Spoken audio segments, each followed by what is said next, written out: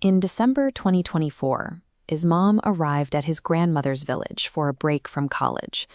He followed the standard routine of a visitor: lunch, a nap, and a walk through the rural landscape as the sun began to set. While sitting by a pond with his childhood friend Priyanti, Ismam mentioned a sudden craving for sweets, a casual comment that immediately shifted the tone of their conversation. Priyanti explained that no sweet shops existed in the village because the consumption of sugar was strictly forbidden by local custom. This chart maps the specific mechanics of the village's ecosystem. In this system, sweet ingestion acts as a biological trigger, a beacon that alerts Jinn to a potential host, often initiating the process of possession. Ismam dismissed the warning as a product of rural superstition, laughing at the idea that a snack could have supernatural consequences. By disregarding the local safety protocol, Ismam chose to rely on his own skepticism, unaware that he was entering a landscape where those specific rules provided the only form of protection. It was 11 p.m. when Ismam began his ride back to his grandmother's house. He took a shortcut through a heavily wooded path, where the trees grew thick enough to block out any ambient light.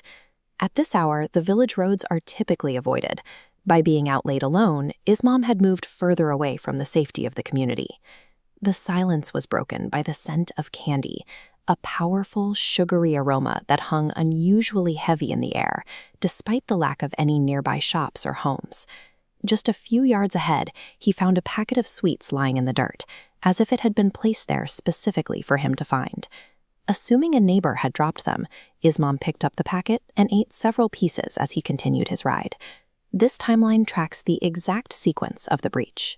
The ingestion of the sweets marks the point where the latent village curse transitioned from a theoretical threat to an active infection. Moments later, the bicycle's rear tire slammed toward the ground under a massive, invisible weight. It felt as though a heavy passenger had suddenly dropped onto the back seat. A woman in a white sari appeared in the middle of the path, standing perfectly still against the dark backdrop of the woods. Ismam tried to pedal faster, but the weight on the back of the bike was overwhelming. The pedals resisted his strength until the bicycle came to a halt. This diagram illustrates the spatial loop Ismam encountered. Despite pedaling with all his strength on a straight road, he remained fixed in the same location, unable to make any forward progress. The strange woman vanished from the road, only to reappear a second later, standing inches away from his front tire. Her terrifying face was distorted, and a thick, dark red liquid dripped from her lips, coating her lower jaw entirely. The sight forced Ismam's rational mind to its breaking point. He lost consciousness right there on the dirt path. In this environment, modern skepticism proved to be an ineffective shield. When the absolute mechanical reality of the village's folklore manifested, Ismam had no logical way to process or escape it. Ismam woke up the next morning in his grandmother's house. Villagers had found him by the road and carried him back, and for a few hours, the terror of the night seemed to have passed.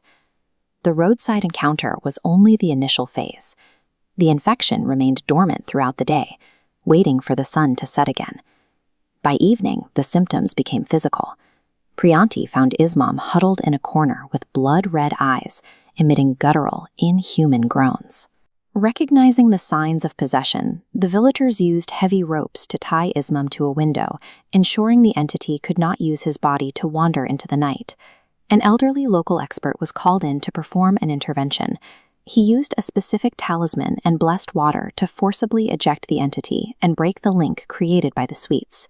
Ismam's recovery was built entirely on the ancient remedies he had previously mocked. He was saved by the very system he thought was a myth. Ismam eventually returned home, but the experience left a permanent mark on his behavior. He no longer walks alone after dark, and he avoids sweets entirely.